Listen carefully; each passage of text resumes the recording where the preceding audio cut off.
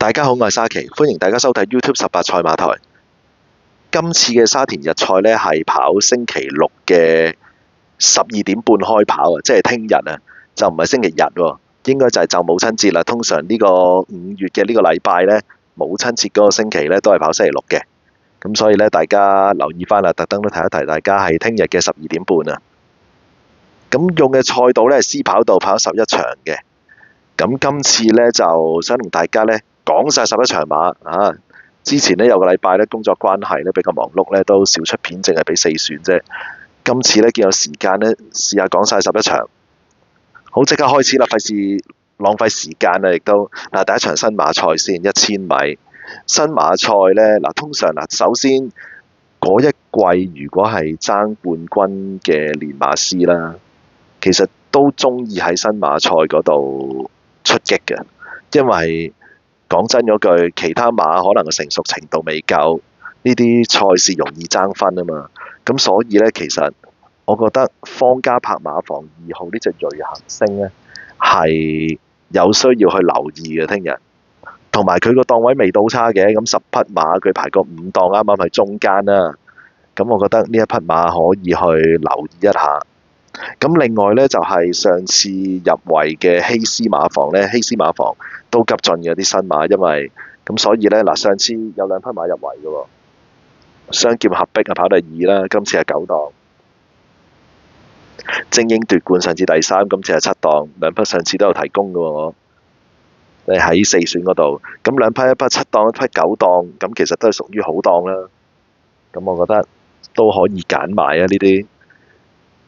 而家潘頓嗰隻全能勇士呢，就大熱門，佢個檔位係差啲嘅，其實3檔，隻馬呢又細隻喎，睇下936磅。咁論噸位同埋呢個磅位呢，佢都好似有少少輸蝕，又大熱門。咁我就建議呢，睇下會唔會方嘉柏馬房呢，聽日呢用呢隻銳行星呢嚟爭分，拖翻希斯嗰兩隻，又或者呢，大家穩陣啲嘅。你中意互串都得嘅，冇乜所謂呢一個嚇。咁我就提供第一場呢個銳行星啊，咁啊拖翻9號、10號兩匹，9號雙劍合璧同埋10號精英奪冠。咁呢一個永福咁啊，見佢試閘好似麻麻地，雖然佢減磅啦，咁就我覺得個閘呢好似唔係試得咁好啊，咁所以呢都好難提供啦呢一隻啊。咁新馬賽呢，就通常大家可能都係食個飯先啦，睇下佢點跑啦，係啦。咁啊，因為其實個投注價值都未到好高嘅，講真。因為你見啲賠率呢，嗰啲一係就熱兜緊要，一係嗰啲真係全無機會嘅，有啲馬就咁，所以其實就算跑出嚟呢，未必話特別好分啊。咁呢個呢，都考下大家投注策略啦，睇下呢一個呢，銳行星睇下會唔會扭歪少少。咁可以有翻少少派彩嚇，博嗰隻全能勇士跑過第3位、第4，睇下得唔得啦？好，第二場一馬池登大熱門喎。嗱，呢匹馬呢，上次嗰個女王杯人，好似我記得阿薛海華呢，就揾咗個外來騎師呢，就騎啦，咁降落4班都已經講緊話有機會啊咁樣啦，個賠率亦都熱咗好多9.4倍，結果係跑第4。咁今次換布文5檔，同上次一樣都係134磅。其實呢隻馬未入過3甲嘅喎，大熱門134磅喎。大家覺得個4班超係因為佢3班都有啲走勢啊嘛，但係佢未實質真係跑得好過嘅喎，講真。咁大熱門，我覺得有啲顧慮喺度啦，一句講晒。咁另外1號北地烈馬上次不良於行退出比賽喎，咁今次換袁幸堯減10磅，因為個3檔覺得佢會放頭貼欄，咁啊個賠率得4.6倍，次熱門。咁但係上次退出仍然有隱憂，你唔知佢個狀態有冇影響隻馬嘅喎。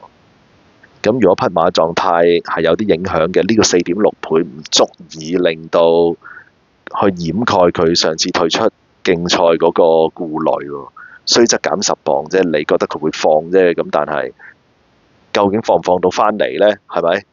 咁呢個又係太熱咧，亦都啱唔啱馬房嘅胃口咧？可能太熱出擊都要諗一諗㗎喎。嗱，咁我覺得咧，而家嘅跑道形勢咧，經常都會離前貼欄守好位。咁今次嘅沙田日賽嘅 C 跑道咧，都嘗試繼續用呢個角度咧去揀馬先。貼欄守好位或者放頭嘅馬咧，係稱先啲咁樣去諗嚇，搏佢外疊三疊或者後上仍然係輸蝕啲嘅，尤其係 C 跑道啊。嗱，一檔二檔嘅5號奇異歡聲同7號川河石區，速勢講佢哋兩隻呢，一隻係貼欄第2隻，一隻係貼欄第3隻。咁我諗一檔嘅川河石區就係貼欄喺北地烈馬後面啦。如果北地烈馬放得出嘅話，咁奇異歡聲因應個二檔，咪可以喺川河石區後面或者川河石區隔離咯。其實兩隻都好跑㗎，我覺得不如揀呢兩隻買個連贏位置 Q 好過買1號2號做膽，仲有得分嚇。而家位置 Q 好似仲有8點幾倍嘅。咁我覺得呢兩隻馬呢係個檔位形勢好過，起碼唔好話好過1號，但係起碼好過2號先。咁另外我覺得11號嘅安定神區呢，呢一匹馬我聽日都會留意一下佢，因為其實佢大前次呢係跑過入圍嘅。咁上次1004檔佢路程唔啱啦，咁今次需要試習合格至再出賽。而佢試嗰課習試得唔錯㗎，跟住嘅操練都充足㗎，試咗好多課，跳咗好多課㗎，佢係拍咗。咁今次雖然12檔唔知佢點跑，有機會3疊嘅，不過佢個賠率呢就起碼20幾倍，唔係幾倍啊嘛。咁睇下會唔會呢匹馬呢可以，如果中意買4連環嘅聽眾朋友，或者搏佢可以跑過第3嘅單 T3重彩，呢一匹馬呢位置 Q，我覺得要拖埋佢咯。咁呢隻安定神區呢，就提供埋俾大家嚇，咁睇下會唔會今次呢嚟個回馬槍，上次1004唔啱，今次跑翻1200，睇下得唔得？咁另外，即係我覺得佢起碼好過一啲，譬如跑過一啲場次嘅，譬如9號、10號、12號呢啲，好似都未得。跟住有啲初出馬試習又試得唔係咁好。咁啊，好似呢隻安定神區俾佢隔離嗰啲大冧把馬呢，個感覺起碼好啲，同埋起碼佢入個圍先啦。你2號都未入個圍嘅喎，仲係。我記得3號上次都係跑去4，今次有11檔。咁起碼有隻入個圍嘅馬。竟然21倍，咁不如揀呢隻好過啦。咁所以第2場呢，提供5號嘅奇異歡聲、7號川河石區同埋11號安定神區，搏佢扭咩啲。第3場肥仔精神大熱門喎，呢一匹馬近排放頭都需要用啲力氣放頭，同埋上次都放唔出喎。咁今次呢個13檔，我記得冇錯係13檔。周俊樂係好中意13檔或者外檔就咁喺外面跑，好少揾位攝嘅喎。咁如果佢放唔出唔揾位攝嘅話，仲得了嘅呢個13檔，會唔會3疊或者4疊啊？有個危機喺度要諗，但係個賠率又冇得俾你諗喎。咁我覺得做腳就得咯呢匹馬，但係做膽真係唔得喎。但係做腳係可以嘅，我覺得嚇，因為好似啲飛都幾有信心，而家就咁睇。不過真係唔能夠有一個好大嘅動力去令到要揀佢做膽嚇，淨係睇飛咁樣就實在太過薄弱啦。呢個理據講真。咁8號嘅巴閉佬呢，其實上次泥地呢都好難追啊。而家泥地大家都知啦，放頭容易啲係入圍啦，或者基本上淨係放擺前面嗰啲啦，後追接近冇可能咁滯啦。近幾次泥地，咁但係呢隻巴閉佬上次都有啲追勢，跑2次泥地，今次跑翻呢個5班1004，我當佢2次泥地，當試多2課泥閘，再減下分，唔使孭重磅128磅而家1檔，只係怕一樣嘢嘅啫，就係個騎師奧爾文而家騎馬呢，成日即係學咗潘頓嗰啲嘢啦，一句講晒，一冇機會呢，就唔係咁落力啦。咁啲走位又奇怪怪咁嘅，一諗住冇機會嘅話，個場或者跑得唔順啊咁樣。咁呢隻馬而家1檔，我當佢出閘順利，佢拱多2步嘅，佢真係可以貼欄第2位嘅喎。或者我當佢最衰都好啊，佢都係貼欄第3匹啦，係嘛？其實佢好好跑㗎，不過個問題怕咗個騎師呢，做膽有啲危機，淨係可以互穿啦，係啦，或者揀做腳咯，除非臨場有一個好強勁嘅飛數去提提升大家嘅信心啦。咁但係佢以馬論馬，唔好理其他嘢呢，佢的確係一隻機會馬嚟嘅呢一場，因為個形勢夠好啊。6號智醒大將嗱，上次呢就跑得唔好啦，前次後手好勁嘅喎，咁啊當佢呢增程1600不合啦，有13檔啦，就咁樣當佢係啦。今次又跑翻1400，但係個檔位就6檔，我記得係啦。會唔會二碟擺中間呢？唔使擺咁後，咁佢亦都係其中一隻機會分子嚟嘅，我覺得。咁啊呢匹馬呢都可以留意佢嘅。海船幸運呢就缺咗一陣貨咁樣喎，有一段時間嚇，咁跟住而家操翻咁樣。雖則佢係減7磅嚇，咁但係都要諗諗呢一匹。雖然4檔佢會擺喺前面賺到啲形勢嘅，咁但係個問題就係唔知個狀態嚟唔嚟得切啊！1號文武全能本身潘明輝騎開㗎嘛，4班都入過2次圍啦，一次第2，一次第3，係咪？咁但係一落班就換人，換布浩榮喎。而家潘明輝騎得好差咩？呢隻馬呢啲咁樣嘅報名咧，真係不敢恭維啦。講真，呢啲部署嚇，咁就我就揀唔到啦呢一匹，因為都唔知布浩榮會點樣跑，亦都重磅，雖然唔係頂磅啦，但係都133啦佢。咁啊排個7檔，咁布浩榮唔知適應咗香港嘅步速形勢未喎？好似跑道形勢都仲要再去摸索一下先。咁所以咧呢隻文武全能咧就唔揀住啦，仲要唔係熟手嘅潘明輝騎喎。13號嘅添喜雲呢一匹馬呢，上次呢就潘頓騎呢就入咗圍啦，跑第2。前次呢，田泰安呢一轉馬房呢就已經跑第4，應該心急呢要交代喎。見到啦，今季都未交代㗎，咁啊跑得唔好啊，上手馬房一轉馬房都一場第4，一場第2。今次轉場地，但係俾個2檔。O.K. 喎，有2檔嘅話就因為唔會蝕先啦，係啦，因為講真，如果佢係4檔啫，都要諗一諗㗎啦。咁但係2檔呢，應該何澤堯呢就咁都2碟啩，我諗。如果巴閉佬出閘慢啲嘅，佢可能攝咗佢個位都未頂㗎喎。咁所以添喜運係好跑㗎呢一場。嗱，速勢呢好似係講朗日雪峰放頭嘅，我冇睇錯。個問題佢個12檔啊，嗱，如果大家大膽唔要呢一個肥仔精神嘅話呢，因為肥仔精神13檔啊嘛，朗日雪峰12檔，咁我就當2隻都鬥搶埋嚟嘅話，咁朗日雪峰都係先過肥仔精神嘅，因為佢個檔位埋佢一格啊嘛。萬一鬥搶，如果大家係夠膽嘅話呢，真係唔要隻肥仔精神，搏佢唔夠快。要埋朗日雪峰都得嘅喎，因為講真，大家都係外檔，咁我不如揀隻有賠率嘅啦。點解要揀隻大熱門啫？大家都係嗰個諗法㗎啦，外檔都唔知埋唔埋到嚟，咁但係個賠率爭5倍喎，而家3.7同15倍喎。當然朗日雪峰而家有陣時後上嘅，你唔知佢邊場後上邊場放頭，不過佢後上完嗰場之後又放翻頭㗎嘛，咁所以其實個前速唔係冇嘅。咁我覺得呢隻朗日雪峰呢可以兼顧埋佢嘅。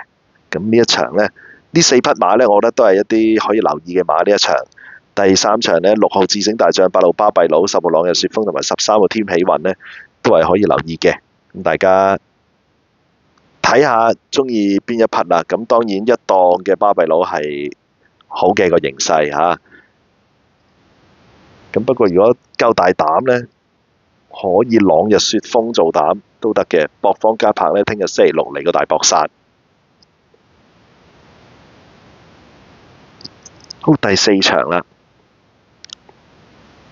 嗱，上次之父呢就跑第2啦，極速神影啊跑第3，咁啊輸俾嗰隻超開心啊，又係跑1000米嘅。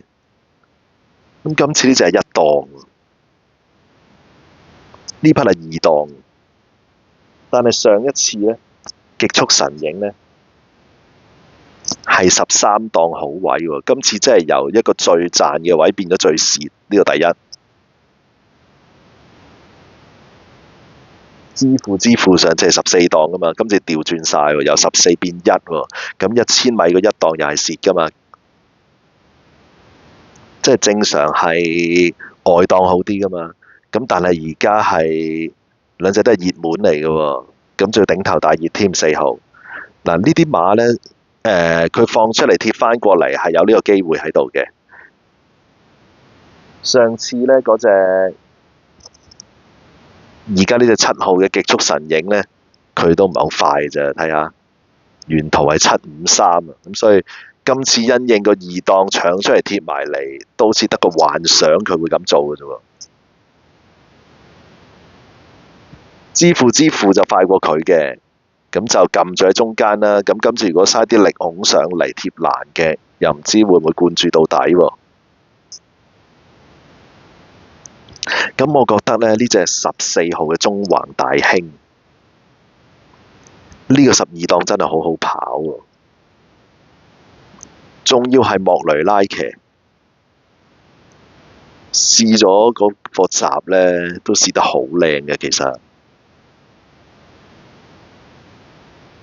一直未贏馬交代，但係1000米其實佢初出嗰兩場都 OK 嘅，咁當佢千二唔啱跑啦，咁而家唞咗一輪。換莫雷拉，換得莫雷拉都要交代啦，係嘛？黎超星聽日有燈膽將軍呢匹馬出嘅喎，都係莫雷拉騎嘅喎，應該唔會一匹馬就算數嘅喎。如果要搏嘅話，咁呢匹燈膽將軍，唔係燈膽將軍 ，sorry， 呢一匹中橫大興，呢個12檔就係個檔位形勢同埋嗰個路程嘅適應性，我諗都好過4號同7號啦。嗱，唔係話4號7號冇機會啊，其實係。如果係一個搏嘅角度嚟講呢，佢個檔位形勢同騎師都比佢哋好啦，咁所以14號中橫大興，我覺得佢有個機會呢，可以贏得到即係4號同7號嘅應該。咁所以呢一場呢，我覺得中橫大興係一隻可以做膽嘅馬嚟嘅。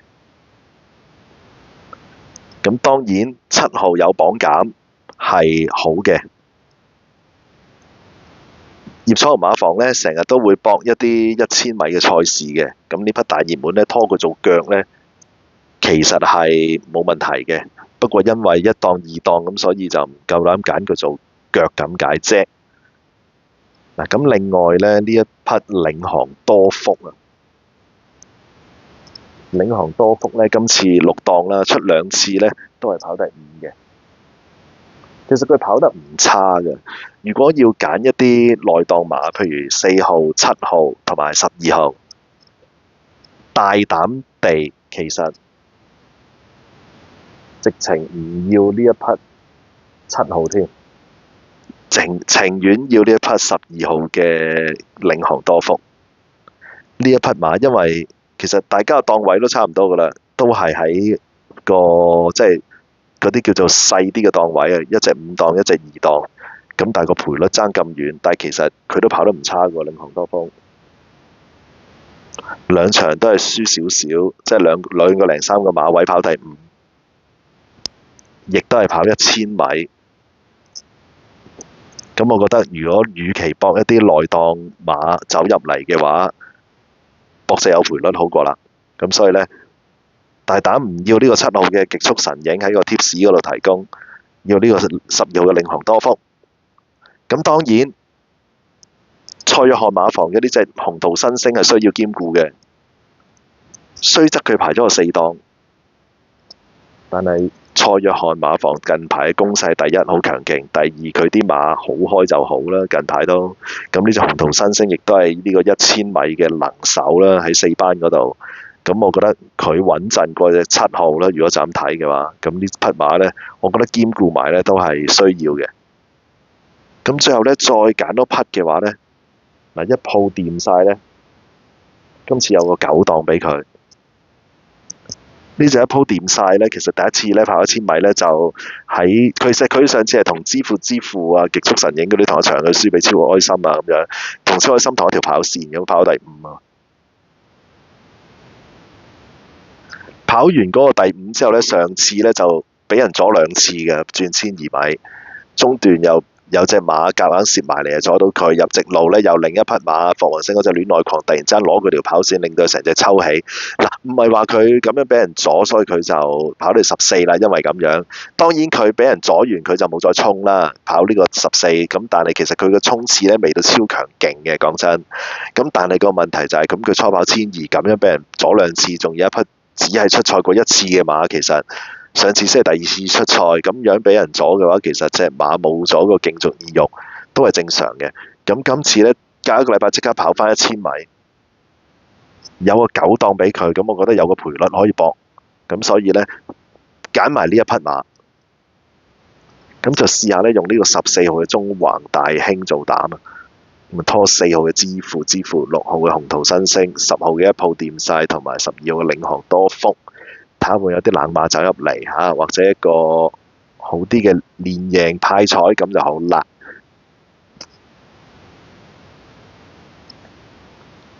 第5場呢，揮灑自如大熱門啦，都正常啦。呢啲上次都講啦，一定係鬥志好噶啦。呢一啲團體馬，即係馬房嘅團體馬。咁上次呢匹馬出嗰日，我都提供咗姚本輝同袁幸堯嘅練馬師王同騎師王啦，兩個都冷嘅喎。結果呢匹馬上次都係順利贏馬，繼續喺4班，雖則7檔，我覺得佢都夠快可以繼續擺出嚟嘅。咁呢匹馬應該都實搏嘅，所以一定要揀啦。標之浩瀚減翻7磅換黃寶利。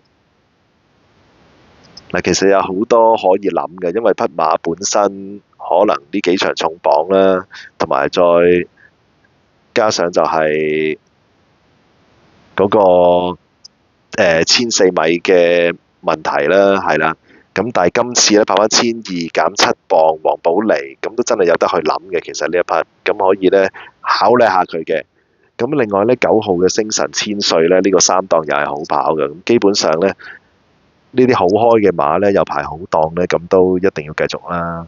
即係好難話有啲咩理由佢有好檔就都夾硬唔要咁啊，好難嘅，講真係啦。咁另外呢匹老鼠班呢，其實佢試集都試得唔錯㗎。咁啊初出呢個9檔，唔知佢會點樣跑喎呢一匹馬。咁但係個9檔買一走個外碟就弊啦。咁12號嘅最好玩呢，上次放得幾快嘅，今次係2檔啊。嗱咁樣講啦，呢啲馬呢都唔知佢會唔會落5班，一句講晒。咁就其實2檔呢，佢又一定唔會換嚟一個冷嘅賠率㗎啦。咁呢隻馬呢，成日都落飛嘅，咁所以其實到最後都唔會10倍㗎啦，成日都飛格嘅。記憶裏面最好玩呢匹馬。咁今次個2檔呢，可能佢都係放出嚟啦。咁但係揮灑住又係放㗎喎，咁都未到話好穩陣，就當佢唔放都好啦。咁都唔知佢唔放又得唔得喎？近幾次佢都唔係跑得咁好嘅，其實。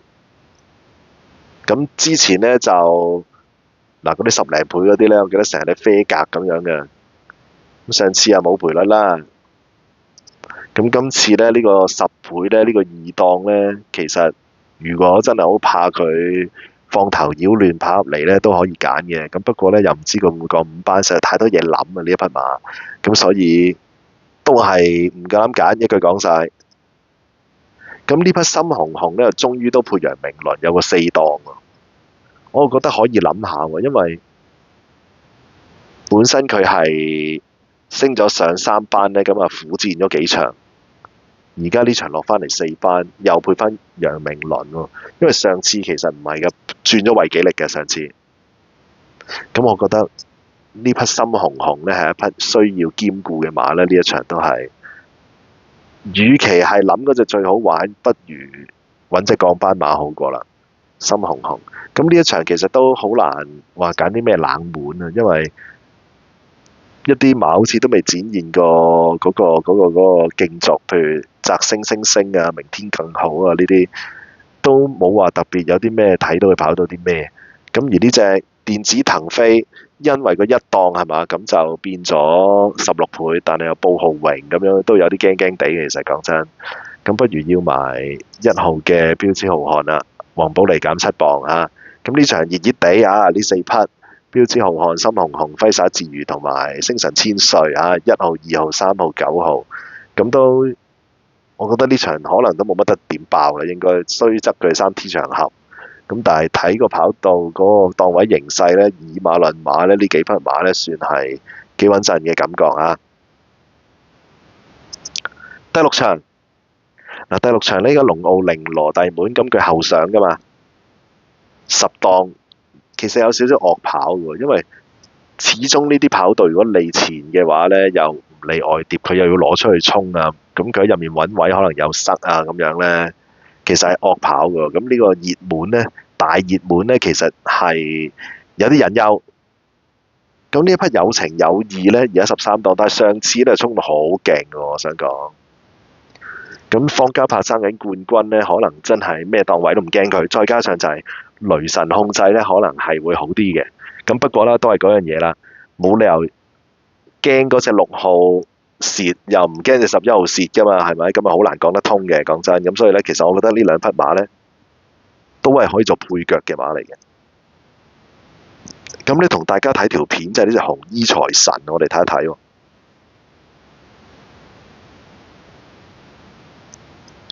上場5、7、8場次啊！嗱，紅衣財神啊，呢一匹馬上隻何澤堯騎嘅，咁佢就喺個1檔嗰度，我哋睇一睇佢點跑。紅色衫咧都係紅衣嗰個彩衣啦。咁而家出閘之後呢，隻馬留咗喺貼欄最尾啦，咁拱多2步上翻去少少嘅。咁呢一場呢，前面嗰啲呢，仲有同喜啊，嗰隻叫做初出嗰隻，同運高八斗一樣嗰隻，唔記得咗個名添，嗰隻係啦。好嗱，睇翻嗰隻紅衣財神先，唔好理前面啲馬住啦，主要睇呢隻先。嗱，而家佢係貼欄第4匹馬，即係尾5個匹啊。大家一陣睇下佢轉入直路之後呢，個騎師點樣攞位啊？其實真係奇奇怪怪嘅，講真。其實可能啦嚇，嗱，而家同喜喺貼欄第3啊嘛，利高八斗好似嗰隻叫係啦，咁啊白鼻梁嗰隻啦，佢而家貼欄第4匹，貼欄嗰隻紅色衫紅色帽，嗱，呢度其實前面有位噶嘛，佢可能驚前面塞啦，佢咁多位佢都照攞出嚟喎，幾搞笑，但係攞出嚟之後呢，佢又冇位喎，佢又攞翻入去喎，睇下，即係其實佢攞完出嚟再攞入去咯。最後100米，佢終於都有直線跑，先至打邊，先至推騎。隻馬都有啲追勢嘅喎，但係其他馬都衝到行晒啦。最後100米你先走去跑喎，點樣可以俾你跑到過嚟啊？你當你自己隻馬係咩馬係咪先？好啦，嗱，出面仲有金塊飛飛嗰啲嘅，仲有隻新力嬌啦。但係佢個末段時間啊，竟然都做到22秒32喎，最後100米嘅咯喎，已經嗰陣時先推騎喎。嗱，新力嬌再出入圍嘅喎，22秒10，跟住利高八斗22秒29再出入圍，同喜又係22秒38再出又得嘅。金塊飛飛22秒17再出，都衝到行跑嘅第4嘅喎，定唔知第5我記得。可能呢場衝得勁嗰啲馬呢，都需要兼顧一下喎。咁而呢一隻紅衣財神呢個22秒32，咁樣都可以衝呢個末段嘅。我覺得今次佢呢個1檔又輕磅118磅，配楊明倫換人，唔係何澤堯騎。雖則其實佢係增程，因為今次跑1400米，但係速勢寫呢個步速係慢嘅喎。咁呢隻馬如果憑佢1200嘅速度，上次跑咗一場，佢又1檔咁好彩，今次咁佢會唔會係貼欄第2隻呢？咁如果步速慢嘅話，咁以佢呢個爆發力，其實入直路其他馬好難追嘅喎。我大膽地先提供呢匹紅衣財神43倍呢一場，睇下會唔會賺到個步速形勢同埋個檔位步速形勢幾樣一齊賺，睇下得唔得？另外當然呢，其實頭先講嗰兩匹熱門都要拖嘅，6號龍奧凌羅同有情有義博，佢哋都可以反呢一個跑道形勢，可以衝到上嚟啦。但係步速慢呢，佢哋真係有機會呢係蝕嘅。其實留喺後面嘅話，嗱，跟住呢隻少必勝，上次跑第6，今次係12檔。嗱，其實真係唔知佢會點跑嘅呢隻馬，因為上次佢喺啲前面嗰啲位置，我覺得佢可能會因應呢個12檔克服佢呢，拱上嚟。咁所以呢，我覺得4號馬係需要兼顧嘅一匹馬嚟嘅。其實呢隻少必勝，千祈唔好漏咗佢，大家。仲有呢，就係嗱，其實全神貫注呢，我係有諗過嘅呢個6檔，但係呢隻馬都比較惡跑啊，講真，有啲難操控。咁我有少少驚呢，袁幸堯呢，唔知騎唔騎得喐呢一匹馬其實。咁所以最後呢，我決定揀呢匹4檔嘅99為君啊。咁啊，佢降咗4班呢，其實就跑得麻麻地嘅，講真，真係呢兩場都。咁但係真係個分已經係有利得好緊要㗎啦，其實冇理由唔搏啩。其實佢可以換到啲咩賠率咧？講真，呢匹馬喺4班嗰度係咪？咁所以我覺得呢個4檔佢都好跑。如果步速形勢係慢嘅，可能佢放頭添喎。我假設咋嚇。咁當然啦，我覺得文明復星其實應該有機會放頭嘅。不過呢，就係佢上次呢，真係中到好硬嘅幕後，應該係啦。咁就今次呢，就唔揀佢啦呢匹啊。咁我反而覺得未交代嘅99為君呢，去搏佢個班嚟好啲。咁呢一場呢，就試下用14號嘅紅衣財神做膽，就拖呢一個4號嘅少必勝、5號99為君、6號龍傲玲瓏同埋11號嘅有情有義，睇下會唔會有啲大冷嘅派彩跑到出嚟喎。咁啊，主要呢係提供14號紅衣財神，其實咁啊，大家淨係買批都抵啦，7.6，或者咪可以試下兩注位置 Q 啦，呢度揀下搏拖翻兩隻熱門，咁都有得分噶喎。好，第7場。第7場呢，捷威大熱門，咁我上次都講啦，呢匹馬成日跑嚟4、第5噶嘛，佢真係又跑過第4喎嗱。其實未到反映到呢，捷威係一匹好有能力，會即刻入，即係嗰啲叫做贏緊、贏面都壓1等等。今次有11檔喎，會唔會外碟㗎呢匹馬？萬一外面係蝕嘅3碟，咁如果佢走外碟嘅話，又係有難度，因為佢要居中㗎嘛。嗱，3號嘅巴閉仔啊，其實上次快活谷呢，呢匹馬楊明倫騎咗次啦，咁佢後上啦，唔好睇佢好似跑第7，輸4個馬位。其實佢上一次入直路呢係俾人阻得好緊要，最後嗰150米之後先至有位俾佢揾到出嚟，然之後最後可能再過多幾十米佢至有得攞直線衝嘅。其實佢求其咁樣呢，就已經跑咗個第7，輸4個馬位返嚟㗎啦。其實冇話點樣打開俾佢衝過嘅，講真。咁今次呢，佢就排咗14檔，我預佢完全留後嘅。咁我覺得如果大家要拖腳嘅話呢，或者搏一啲馬跑第4呢，中意買4連環嘅聽眾朋友，3號嘅巴閉仔係首先要兼顧嘅。咁呢一場呢，我覺得啲熱門呢有少少不穩嘅感覺，即係譬如呢個捷威排咗外檔啦，隻馬成日跑第4、第5啦，跟住呢個都靈冠星呢，就排咗個9檔，唔知又會唔會走3碟，因為隻馬又係要居中㗎嘛。咁首先呢，不如可以揀啲冷馬互穿一下，我覺得呢隻8號嘅好運年，今次呢個4檔呢好似唔錯喎，真係。同埋隻馬其實初出嗰兩場都跑得唔錯㗎嘛。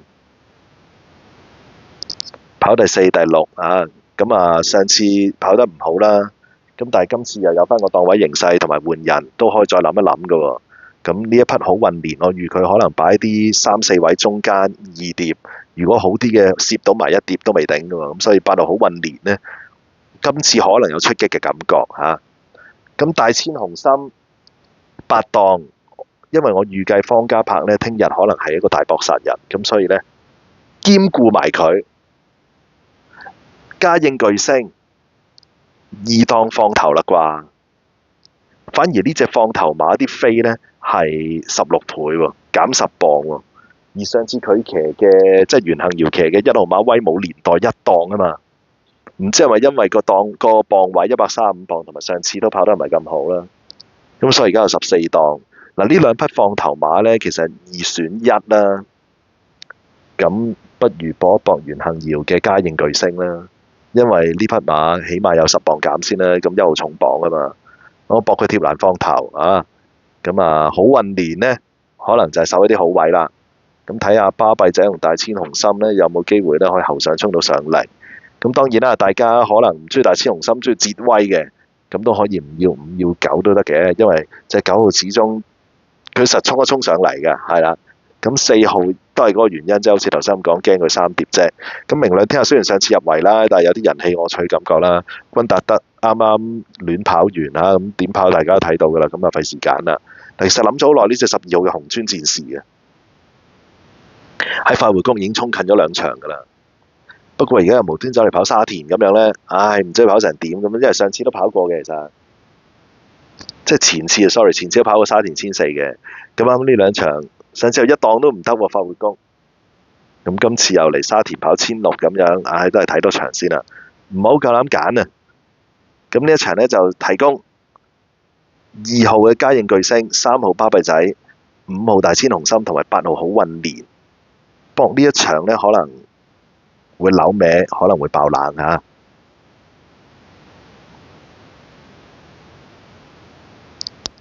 第八場手機標勁呢個賠率都明白嘅，因為隻馬首先戰績真係非常好，亦都展現到實力。今次又唔係重磅128磅，唔係頂磅，亦都未過130磅啦。檔位形勢差啲都係咁話啦，其實佢係穩陣嘅，講真。4號超寫2亦都係我覺得聽日一隻好大機會嘅馬嚟嘅，試閘試得好。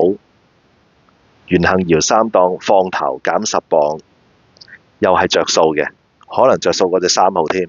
但係呢兩匹熱門呢係穩陣嘅，講真。咁如果係咁呢，我哋嘗試揀兩匹冷門拖翻佢哋轉頭，睇下會唔會有個好啲嘅位置 Q。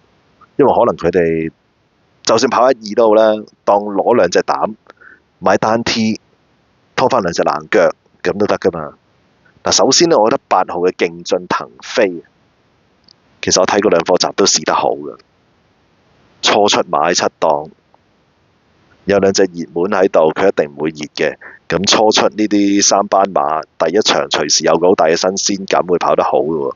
咁蘇慧賢馬房初出馬其實係急進嘅，咁所以呢，8號勁進騰飛，我首先提供可以拖翻3號、4號2匹馬嘅，或者用3號、4號拖翻佢啦，大家。另一匹就係6號嘅幸運多彩啊！嗱，呢匹馬而家50倍，今次排咗9檔。喺上手馬房嗰度呢，上年嘅戰績係非常好嘅，但係冇諗到今年差到咁嘅喎。跑4場呢，雙位數名次，完全好似唔係上年嗰匹馬咁嘅喎。咁唔知係咪因為首先第一可能個狀態突然之間嘅健康問題呢？第一啦，唔知啦。第二就係增程係咪一個問題呢？1400米轉馬房還原翻去佢上年贏馬嘅路程。嗱，上年第2場開始同埋贏馬2場全部1200米噶嘛，會唔會還原翻去1200米之後突然之間變身呢？轉馬房，因為尤達榮馬房嘅轉倉馬，咁可能佢都真係即刻把握呢個機會省一省招牌。呢個50倍，睇下會唔會轉馬房第一場即刻搏。咁我覺得用呢隻馬拖翻2隻熱門實有得分，或者用2隻熱門拖翻2匹馬買單 T 亦有得分。咁所以呢一場呢，提供3號手機標勁、4號超寫2、6號幸運多彩同埋8號嘅勁進騰飛啊！咁嗰隻譬如11號富國兄弟成日要慢放嘅喺前面，咁都唔係成日啲形勢，呢場可能肯定冇添啦。跟住初出撳住贏6檔嚇，咁不過呢，因為已經揀咗隻冷馬初出啦，咁啊費事再提供啦。咁同埋呢隻撳住贏呢，好似睇都係阿周俊樂個女朋友同個外父嘅喎嚇，咁就唔知佢鬥志係咪都好旺盛啦。咁不過個賠率呢，就冇乜可以，即係冇乜得分咧。佢講晒係啦，咁亦都既然大家都係初出，咁我覺得隻8號試閘就試得好啲喎。咁所以不如揀隻8號好過隻7號啦。咁另外就係自力更生咁樣都好似，不如講班先啦，同埋形勢都好似唔係好就啊。快活英雄咧，上次贏馬都有提供嘅，咁但係今次12檔巴道3檔3碟啦，1號白進巨星，好似季初贏馬之後同入圍之後，而家隻馬好似越跑越差喎，咁連前速都冇埋咁嘅，好似唉好難揀啊！咁啱啱試嗰個閘都試到好差，咁所以咧1號白進巨星咧都難揀少少啊！咁就呢一場咧就好似頭先咁講啦，4匹馬提供俾大家。第9場而家星運傳奇大熱門，咁試閘係贏馬嘅我記得，但係我覺得13號幸運堂啦，上次有提供嘅幸運堂跑到第3，好分啊嗰條位置 Q， 我想講。咁今次呢，仍然13檔喎，我覺得呢一匹幸運堂呢，聽日呢，大家引到手呢，真係等到呢一場先買佢呢，都得嘅喎，真係。我覺得好穩陣喎，呢匹幸運堂1000米真係首本路程，巴道騎熟，上次都好醒嘅轉彎路程。離放頭，離擺前克服個外檔走上嚟放頭，哇犀利！呢個走位形勢，但係今次又有個好檔俾佢，咁所以我覺得13號幸運堂咧搏到佢贏為止。咁啊，先揀咗呢匹馬先。咁另外啦，呢一匹星運傳奇咧試破閘咁靚咧，當然都要兼顧一下佢啦，仲要排個10檔。都話聽日方家柏可能大舉出擊㗎嘛，咁所以咧要埋嘅呢一匹。另外就係贏完馬嘅會長之寶，繼續減10磅，路程專家，唔好掉低佢啦。如果唔係嘅話，11倍喎，係咪先？咁我覺得呢一匹馬都要兼顧嘅。嗱，飛來閃耀咧，原本巴道坐騎嚟㗎嘛，咁不過當然咧有幸運檔騎同埋呢個5檔可能都唔係咁好跑，同埋個勇浪好似過咗，咁所以咧就提供唔到啦呢一匹。路徑啱啱試閘就贏翻喎。咁但係個問題就係呢匹馬好似近呢2場都跑得唔係咁好啊！爆冷之後，咁聖萬金上次贏咗馬啦，突如其來咁樣個補出咁樣俾佢贏馬喺4班嗰度，咁就上翻3班，咁都好難提供。我覺得隻團結勇士呢，內檔揀翻隻嘅話呢，我覺得可以嘗試一下呢一匹馬，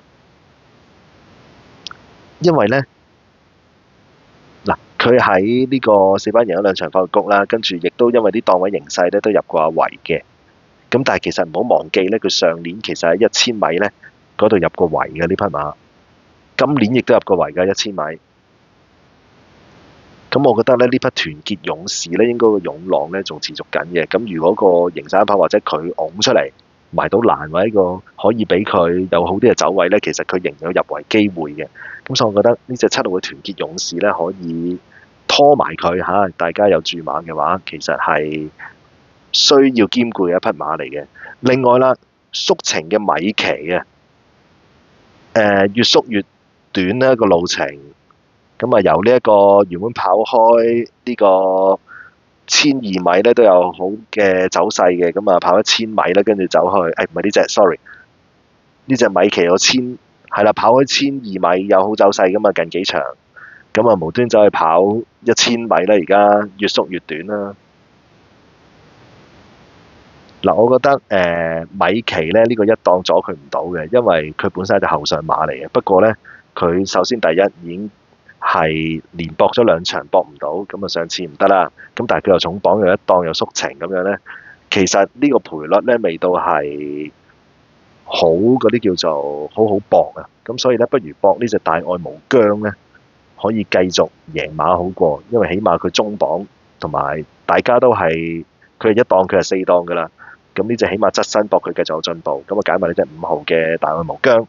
咁呢一場咧睇下有隻次熱門做膽啊，13號幸運堂拖翻呢個1號會長之寶、4號幸運傳奇、5號大愛無疆同埋7號團結勇士，睇下會唔會有個歪少少嘅連贏派彩。但係呢隻幸運堂咧係我嘅重點提供嚟嘅其中一匹嚇，聽日嘅。好，第10場，我覺得活力拍檔呢一匹馬絕對係非常穩陣嘅。聽日2檔真係好好跑，而呢隻馬今年咧係未甩過3甲。佢似係嗰啲咧呂健威有陣時咧前季啊上季啊有啲嗰啲開心咩啊？唔記得咗嗰隻叫咩名啊？同埋嗰隻咩遙遙領先啊，嗰啲類似呢啲馬咧。嗰啲龍之光啊咁樣咧，全季入圍啊，出親都搏咁樣噶嘛。佢就係類似嗰啲馬喎，呢一匹活力拍檔。又係二檔喎，又係好跑嘅，咁配合嚟喎應該。咁所以我覺得4號嘅活力拍檔咧，仍然係我上次有提供啦呢 part，咁啊仍然今次再提供俾大家，亦都係重點要提供就係呢 part 4號嘅活力拍檔，搏佢咧繼續賺，繼續贏，繼續有個好形勢可以入圍等等。咁我覺得佢仲好跑過呢隻一檔嘅榮進大道啊！如果係對比嘅話，因為佢嗰個彈性多啲，佢又唔使放啦，亦都可以守個好位啦，咁啊有你喺前面啊等等。咁所以我覺得4號比5號更加穩陣。另外咧，再拖咧呢隻6號嘅共享富裕，搏佢留後衝一段啦。咁啊，方家柏啊，聽日繼續提供佢嘅馬啦。而另外就係呢匹馬，因為今季都未交代，咁佢田草咧上季都贏過1600米啦3班，咁今年咧仲未交代嚇，咁就睇下會唔會等雷神嚟先至搏馬啦。咁啊6號咧拖腳咧要兼顧埋嘅，咁再揀呢，金匯千歲咧，今次6檔咧都唔揀啦，因為本身佢一檔都淨可以跑去4，咁都可能隻馬咧就唔好夠呢個班都未定，因為都之前揀過1、2次，咁都唔得，尤其一檔嗰次啦，咁都跑去4，咁都由佢啦。火唔通上次個飛格真係中到好型喎，我想講，咁就今次呢個5檔咧，唔知個形勢就唔就啦。嗰次就離外面衝啊嘛，因為咁今次咧唔知會唔會離翻放頭貼欄手好位，咁佢呢個5檔咧又加咗磅啊等等啊，而家132磅，咁難少提供啦呢一次。英進飛區咧就放頭啊，咁啊減10磅，但係呢個13檔嗰度弊喎。唔知榮進大道會唔會讓俾佢啦？嗱，榮進大道因為咧，其實咧佢雖則次次都係後上，但係咧潘頓騎啊嘛，今次潘頓騎咧就有機會突然之間隻馬好快嘅，咁所以咧我就係話隻榮進大道有機會擁喺前面就係咁解啊，因為唔係第二個騎啊嘛，係潘頓騎啊嘛。佢係可以將一匹後上馬突然之間好快噶嘛，放頭啊等等都得噶嘛。咁所以我唔知道究竟呢隻榮進大道會唔會頂住嗰隻英進飛區啦。不過應該都頂唔到嘅，因為英進飛區要放嘅話可以放得好快嘅。咁但係佢又減10磅啊，咁兼顧埋佢一注咧係可以嘅。咁最後再揀呢，不如又係搏一搏啲初出馬啦，千禧龍咁啊試集都 OK 啦叫做。咁呢啲初出馬搏佢新鮮感啦，咁不過呢個報號榮嘅12檔就有機會3碟㗎啦，咁所以咧呢啲都係只限拖腳嘅啫，咁啊搏佢初出不明物體。咁呢一場咧第10場咧重點咧就係提供呢隻4號嘅活力拍檔，拖翻呢個1號嘅英進飛區、5號嘅榮進大道、6號嘅共享富裕同埋8號嘅千禧龍啊。好，尾場咧嗰隻喜慶寶好似就好穩陣啦。另外有燈膽將軍呢度2強咁樣，嗱燈膽將軍呢個4檔真係好跑到極點啊！咁上次咧真係俾佢啱啱過咗我隻係咪天天灑浪記得我提供，唉真係激鬼死！咁樣咁求其啊，隨意地都俾佢過咗嘅，咁啊隻馬都真係幾犀利喎！咁今次換人莫雷拉騎，我諗都搏硬啦啩，咁所以其實如果大家夠膽，真係唔揀喜慶寶做膽呢，可能燈膽將軍仲穩陣過佢都未定嘅，因為喜慶寶起碼就係2樣嘢，換人同埋外檔，仲有升班啊3樣嘢，3升2 11檔換人。當然啦，換人其實味道好差嘅，咁啊班德禮同何澤堯都唔係爭好遠啫，大家差唔多啫，係咪？可能班德禮而家騎得好啲添，咁但係個檔位同埋升班。咁起碼有得諗，係啦。咁但係燈膽將軍係真係堅嘅。咁呢個4檔亦都極好跑。咁啊2強呢度講真。咁再揀呢隻幸運有你呢？哇！上次同緊啲叫人名區嗰啲跑噶嘛，咁個個都係咁諗啦。咁今次減10磅對住呢啲對手，只不過係翠航、維港智能得到侯王愛馬仕喎，係咪？咁啊，所以個位置咪熱到咁咯。但我首先呢係想提供一下呢隻1檔嘅天星先，呢一匹馬呢，上次快活谷我都有提供嘅，但係最大嘅問題就係呢，佢全程走咗個4碟喺後面啊，咁以為佢都唔得㗎啦，係咪？但係又點呢？但係佢又有啲追勢衝翻上嚟，最後係輸5個馬位嘅喎。即係亂跑一通，一句講晒。但係到最後只係輸5個馬位。咁呢匹馬咧，其實1200咧佢都夠速度嘅。季初佢都跑1200啫嘛，係跟住諗住跑啲4歲系列先跑上去啫嘛。我當佢係一隻1200至1400嘅馬嚟嘅，其實可能根本就係都唔使當，係啦。咁上次1000可能唔夠前速啦，今次跑翻1200，一檔再減7磅，哇！其實佢好好跑嘅喎，我想講，會唔會其實係佢擺好位啊？最賺可能係佢喎。咁所以呢隻21倍嘅天星，如果大家嫌兩隻熱門熱嘅，揾隻冷膽咪拖翻佢兩隻咯，或者你想拖隻冷腳嘅，咁你咪用6號或者11號拖翻隻天星咯。我覺得佢係一隻需要兼顧嘅馬，或者大膽地揾佢做膽。另外啦，5號嘅競進輝煌啊，試嗰課閘仍然好靚，呢個5檔亦都仍然應該好跑。嗌到嗱，好似近來手風都順翻122磅有中檔，有機會呢一匹馬呢，12倍呢亦都係會搏埋嘅。咁所以我覺得呢一場呢，有得諗一諗，其實咁當然1號嘅幸運有你，其實佢都有入圍嘅機會喺度嘅，因為佢減嗰10磅，由上次啲對手同呢班啲對手係咪？嗱，如果大家呢真係着心諗下呢場嘅投注策略呢，可能一啲4連環啊、4重彩啊咁樣，我假設大家2隻膽嘅。其實一定唔可以錯過埋呢一隻3號嘅賢者無敵，因為其實講真，佢本身有級數嘅，不過佢嗰個可能有啲退化等等。但係問題就係佢最中意喺呢啲賠率嗰度，同埋有一啲嗰啲叫做好壓抑嘅馬嘅場合嘅時候，佢會突如其來跑入嚟。我就搏佢跑嚟4啊，呢個36倍都抵晒啦。甚至乎可能佢嘅級數可能高過隻5號同埋高過隻10號嘅，可能俾佢跑嚟3嘅。咁所以呢隻賢者無敵呢，如果中意4連環或者3重彩嘅朋友呢，絕對係要拖埋佢嘅。我覺得反而翠紅贏完加咗磅冇咗個形勢，有排10檔呢，擺低佢都唔好擺低隻3號賢者無敵咯，係啦。咁當然呢，如果2隻膽去拖4連環嘅，咁3檔嘅標誌星河唔要又講唔通嘅，因為始終有個好形勢啦嚇。咁所以4連環呢，如果2隻膽呢，拖多少少呢都可以嘅。咁不過如果大家係用燈膽將嗰位起五寶做膽嘅，咁我建議呢，就嘗試下啲冷腳，睇下得唔得啦。就係呢個幸運有你、賢者無敵、競進輝煌同埋天星嚇，睇下會唔會咧搏佢呢一注嘅位置 Q，我諗都好分過嗰個燈膽將軍鬥起五寶嗰條連贏啦，係嘛？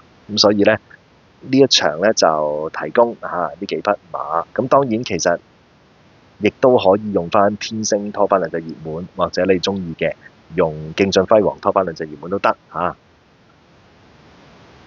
咁今次呢，嘗試一次過呢就講晒11場馬。咁我嘅重點提供嘅馬匹呢，聽日亦都會喺4選嘅嗰段片嗰度呢，亦都會紫色嗰度紫色字打返俾大家。咁我係沙奇，希望大家睇完呢都撳多啲 like 啦，同埋喜歡我頻道嘅，亦都希望大家真係訂閱我嘅頻道啦。